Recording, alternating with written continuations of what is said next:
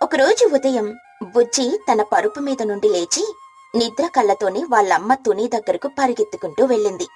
అమ్మా అమ్మా, నాకు గులాబ్ జామ్ కావాలి. అదేంటి బుజ్జి, పొద్దున్నే పళ్ళు కూడా తోముకోకుండా గులాబ్ జామ్ అడుగుతున్నావు? ముందు వెళ్ళి స్నానం చేసిరా. వేడివేడిగా ఇడ్లీ చేశాను, చట్నీతో తిందువు గాని. నాకు ఇడ్లీ వద్దు, చట్నీ వద్దు. నాకు నోట్లో వేసుకుంటే కరిగిపోయే గులాబ్ జామ్ కావాలి. ప్లీజ్ అమ్మా, ఒకే ఒక్కటి. ఒకే ఒక్కటితో ఆగే రకం కాదుగా నువ్వు. ముందు చెప్పిన పని చెయ్యి. పొద్దున్నే తీపి తింటే పళ్ళు పుచ్చిపోతాయి. పుచ్చిపోని అమ్మా. పళ్ళు ఊడిపోతే కొత్త వస్తాయిగా. గులాబ్ జామ్ తినాలన్న నా కోరిక తీరకపోతే నా ప్రాణం పోతుంది. నీకు నీ కూతురి ప్రాణం ముఖ్యమా, పళ్ళు ముఖ్యమా? బుజ్జి మాటలకు తునికి నవ్వాలో ఏడవాలో అర్థం కాదు. ఇక నీ మాటలు ఆపవే. నీకెన్ని చెప్పినా అర్థం కాదు. సరే, ముందైతే టిఫిన్ తిను, మధ్యాహ్నం చూద్దాం. చూద్దామంటే కుదరదు, నాకిప్పుడే కావాలి. నువ్వు కొనివ్వకపోతే నా దారి నేను చూసుకుంటాను. అలా బెదిరించి బుజ్జి కోపంగా అక్కడి నుండి వెళ్లిపోయింది. తుని తన పనిలో పడి ఆ మాటలను అంతగా పట్టించుకోదు. అదే ఊరి చివర చిచ్చుకాకి ఒక పెద్ద స్వీట్ షాప్ ఉండేది. ఆ షాప్లో రకరకాల స్వీట్లు చూస్తుంటేనే నోరూరించేలా ఉండేవి. బుజ్జికి ఆ షాప్ అంటే స్వర్గంలా అనిపించేది. అమ్మ డబ్బులివ్వనప్పుడు బుజ్జి తుని బట్టలు ఉతికేటప్పుడు లేదా వంటగదిలో పనిలో నిమగ్నమై ఉన్నప్పుడు ఆమె దాచుకున్న చిల్లర డబ్బులను మెల్లగా తీసుకుని ఎవరికీ కనిపించకుండా చిచ్చుకాకి షాప్ వైపు పరిగెత్తేది. ఇక ఆ రోజు కూడా అదే పని చేసింది. తుని పెరట్లో బట్టలు ఉతుకుతున్నప్పుడు ఇంట్లోకి దూరి తుని దాచుకున్న డబ్బుల డబ్బాలో నుండి కొన్ని డబ్బులను తీసుకుని బయటకొచ్చింది. బుజ్జి పిచ్చుక తన మనసులో, ఈ అమ్మకు నా బాధ అర్థం కాదు. స్వీట్లు తింటే వచ్చే ఆనందం తనకేం తెలుసు. నేను నా ఆనందాన్ని వెతుక్కుంటూ వెళ్తున్నాను. ఇది దొంగతనం కాదు, నా హక్కుల కోసం నేను చేస్తున్న పోరాటం. అలా తనకు తాను సర్ది చెప్పుకుంటూ చిచ్చుకాకి షాప్ దగ్గరకు చేరుకుంది. చిచ్చు అట్ట, నేనొచ్చేశాను. కౌంటర్ దగ్గర కూర్చున్న చిచ్చుకాకి బుజ్జిని చూసి నవ్వింది. రావే బుజ్జి, ఈ రోజైనా మీ అమ్మ పంపించిందా లేక రోజులాగే రహస్యంగా వచ్చావా? అది అమ్మకు చాలా పనుందట, అందుకే నన్నే వచ్చి కొనుక్కోమంది. చిచ్చుకాకి విషయం అర్థమైంది. అయినా ఆ చిన్నారి అమాయకత్వానికి ముసిముసిగా నవ్వుకుంది. సరేలే బుజ్జి, ఈ రోజు నీకోసం ప్రత్యేకంగా బాదుషా చేశాను. వేడివేడిగా పాకంలో మునిగి తేలుతున్నాయి, తింటావా? బాదుషా పేరు వినగానే బుజ్జి కళ్ళు మెరిశాయి. నా దగ్గర డబ్బులు కూడా ఉన్నాయి. బుజ్జి డబ్బులు తీసి చిచ్చుకాకిచ్చింది. చిచ్చుకాకి ఒక పెద్ద బాదుషాను తీసి బుజ్జికిచ్చింది. బుజ్జి దాన్ని 2 చేతులతో పట్టుకుని అక్కడే ఒక మూల కూర్చొని ఆవురావురమంటూ తినడం మొదలుపెట్టింది. బుజ్జి పిచ్చుక తింటూ, అబ్బా ఎంత రుచిగా ఉంది. పాకం నా నరాల్లోకి ఇంకిపోతుంది. ఈ రుచి ముందు అమ్మ చేసే ఇడ్లీ ఎంత. అలా రోజూ జరగడం మొదలైంది. బుజ్జి ఇంట్లో డబ్బులను దొంగలించడం, చిచ్చుకాకి షాప్కు వెళ్లడం, కడుపు నిండా స్వీట్లు తినడం, ఇది తన దినచర్యగా మారిపోయింది. ఒకరోజు తుని ఇంటి ఖర్చుల కోసం తాను దాచుకున్న డబ్బుల డబ్బాను తెరిచి చూసింది. డబ్బాలో ఉండవలసిన దానికంటే చాలా తక్కువ డబ్బులుండడంతో ఆశ్చర్యపోయింది. అయ్ బాబోయ్, డబ్బులేమైపోయాయి? నేను ఈ మధ్యకాలంలో పెద్దగా ఖర్చు కూడా ఏం చేయలేదే. ఇంట్లో దొంగలు పట్టారా ఏంటి? చచా, ఆ అవకాశమే లేదు. అంటే ఈ పని చేసింది నా ముద్దుల కూతురు బుజ్జి అయ్యే ఉంటుంది.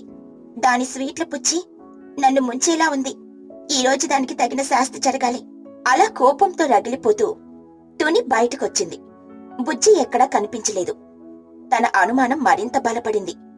నేరుగా చిచ్చుకాకి షాప్ వైపు బయలుదేరింది. తుని అనుకున్నదే నిజమైంది. షాప్ బయట ఒక బల్ల మీద కూర్చుని బుజ్జి పిచ్చుక లడ్డూలను 2 చేతులతో తింటూ కనిపించింది. తునిని చూసిన చిచ్చుకాకి విషయం అర్థమైంది. తుని పిచ్చుక గట్టిగా అరుస్తూ, బుజ్జి ఇక్కడున్నావా? నీ పని చెప్తానుండి ఈరోజు. అమ్మ కేక వినగానే బుజ్జి పిచ్చుక భయంతో, అమ్మా నువ్వా? కాదు, మీ అమ్మ దయ్యాన్ని. ఇంట్లో డబ్బులు దొంగలించి ఇక్కడ లడ్డూల విందు చేసుకుంటున్నావా? నీకెంత ధైర్యం? ఇంటికి రావే, నీ కాళ్ళు విరక్కొడతాను. తుని బుజ్జి చెవి పట్టుకుని లాగబోయింది. ఇంతలో చిచ్చుకాకి అడ్డొచ్చింది. అయ్యో తుని, ఆగు, చిన్నపిల్ల కదా, తెలియక ఏదో చేసింది. దాని మీద అంత కోపం ఎందుకు? దానికి స్వీట్లంటే ప్రాణం. నువ్వు కొనివ్వకపోతే ఏం చేస్తుంది పాపం? నువ్వు దానికి వత్తాసు పలకకు చిచ్చు. నువ్విలా గారాబం చేయడం వల్లే అది చెడిపోయింది. దొంగతనాలు కూడా నేర్చుకుంది. బుజ్జి పిచ్చుక ఏడుస్తూ, నేను దొంగని కాదమ్మా, నువ్వు నాకు స్వీట్లు కొనివ్వట్లేదని నేనే తీసుకున్నాను. అది దొంగతనం కాదా? నీకు ఈ రోజు మిరపకాయ బజ్జీలు తినిపిస్తే గాని బుద్ధి రాదు. అలా బుజ్జిని తిట్టుకుంటూ ఈడ్చుకుంటూ ఇంటికి తీసుకెళ్ళింది. ఆ రోజు బుజ్జికి గట్టిగా వార్నింగ్ ఇచ్చింది. కాని బుజ్జి బుద్ధి మారుతుందా? కొన్ని రోజులు సైలెంట్ గా ఉన్నా మళ్ళీ తన పాత పద్ధతిని కొనసాగించింది. కొన్ని రోజులు గడిచాయి. ఊర్లో పెద్ద పండుగ రాబోతుంది. అందరూ పండుగ పనులలో నిమగ్నమై ఉన్నారు. తునికి ఒక అద్భుతమైన ఆలోచన వచ్చింది. తుని పిచ్చుక తన మనసులో, ఈ బుజ్జికి ఎలాగైనా బుద్ధి చెప్పాలి. దాని స్వీట్ల పిచ్చిని ఒకేసారి వదిలించాలి. ఈ పండుగకు దానికి జీవితాంతం గుర్తుండిపోయే ఒక సర్ప్రైజ్ ఇస్తాను. ఆ దెబ్బతో అది స్వీట్ల పేరెత్తితే ఒట్టు. తుని ఒక పెద్ద ప్రణాళిక వేసింది. పండుగ రోజు బుజ్జికి తెలియకుండా ఏకంగా 10 కిలోల జిలేబీలను చేయాలని నిర్ణయించుకుంది. ఆ జిలేబీలను బుజ్జికి సర్ప్రైజ్ గా ఇచ్చి ఊరి వాళ్ళందరికీ కూడా పంచాలని అనుకుంది. పండుగ రోజు రాని వచ్చింది. బుజ్జి, నువ్వు నీ స్నేహితులతో కలిసి సాయంత్రం వరకు ఇక్కడ ఆడుకో. ఇంట్లో పండుగ పనులు చాలా ఉన్నాయి. నువ్వు ఇబ్బంది పెట్టకు, సరేనా? సరేనమ్మా, కానీ పండుగకు స్వీట్లు ఏం చేస్తున్నావు? తుని పిచ్చుక నవ్వుతూ, నీకోసం ఒక పెద్ద సర్ప్రైజ్ ఉందిలే, సాయంత్రం వచ్చాక చూద్దు కాని. బుజ్జి ఆనందంగా ఆడుకోవడానికని వెళ్లిపోయింది. ఇంట్లో తుని తన మహాయజ్ఞాన్ని ప్రారంభించింది. 10 కిలోల మైదా పిండి, చక్కెర, నెయ్యి అన్ని సిద్ధం చేసుకుని జిలేబీల తయారీ మొదలుపెట్టింది. వేడి వేడి నూనెలో పిండిని గుండ్రంగా తిప్పుతూ వేస్తుంటే అవి బంగారు రంగులోకి మారుతున్నాయి. వాటిని తీసి చక్కెర పాకంలో వేస్తుంటే ఆ సువాసన ఇల్లంతా వ్యాపించింది. గంటల తరబడి కష్టపడి చివరికి 10 కిలోల జిలేబీల పర్వతాన్ని తయారు చేసింది. వాటిని చూసి తుని చాలా గర్వపడింది. అమ్మయ్యా, నా పని పూర్తయింది. ఈ జిలేబీల కొండని చూసి బుజ్జి ఎంత ఆశ్చర్యపోతుందో పాపం. కొన్ని తిని ఇక చాలంటుంది. అప్పుడు దానికి స్వీట్ల మీదున్న మోజు తగ్గుతుంది. ఆ జిలేబీలన్నిటినీ ఒక పెద్ద స్టీల్ డబ్బాలో పెట్టి ఎవరికీ కనిపించకుండా అటక మీద దాచిపెట్టింది. రాత్రికి బుజ్జికి ఆ సర్ప్రైజ్ ఇవ్వాలని అనుకుంది. పండుగ కావడంతో పక్కింటి వాళ్లతో మాట్లాడ్డానికని తుని బయటికెళ్ళింది. ఇక సాయంత్రం కావస్తుంది. ఆడుకుని అలసిపోయిన బుజ్జి నీరసంగా ఇంటికొచ్చింది.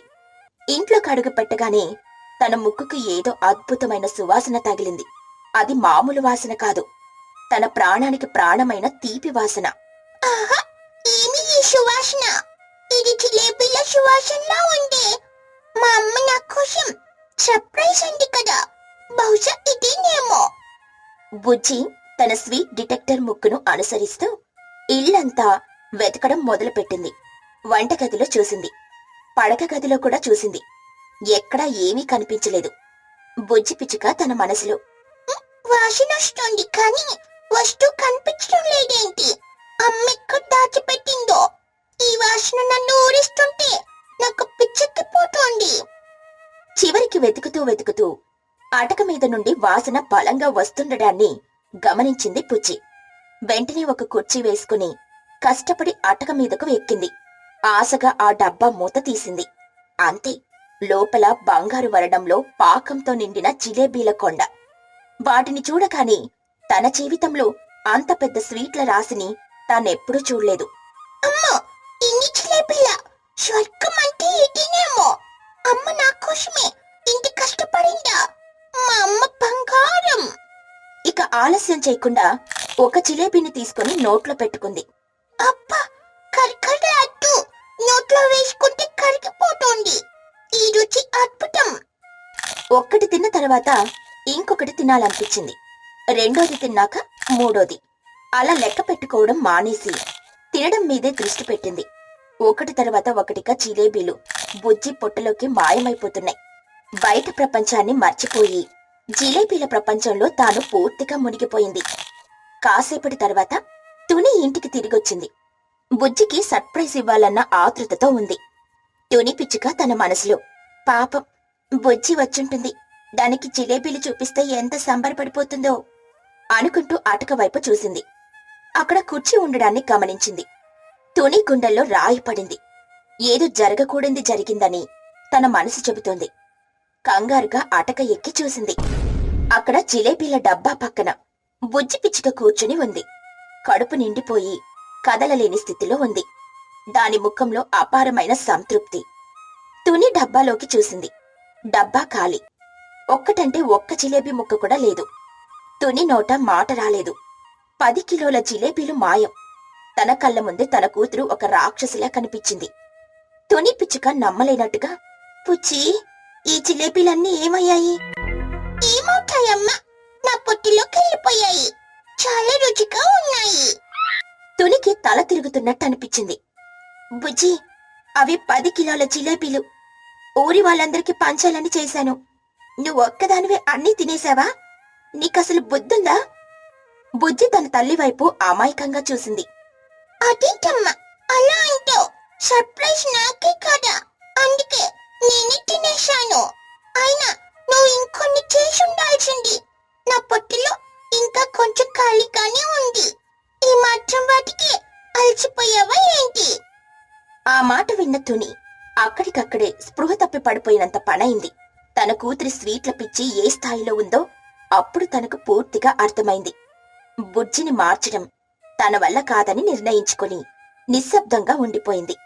బుజ్జి మాత్రం ఇంకో జిలేబీ దొరకలేదని బాధపడుతూ కూర్చుంది.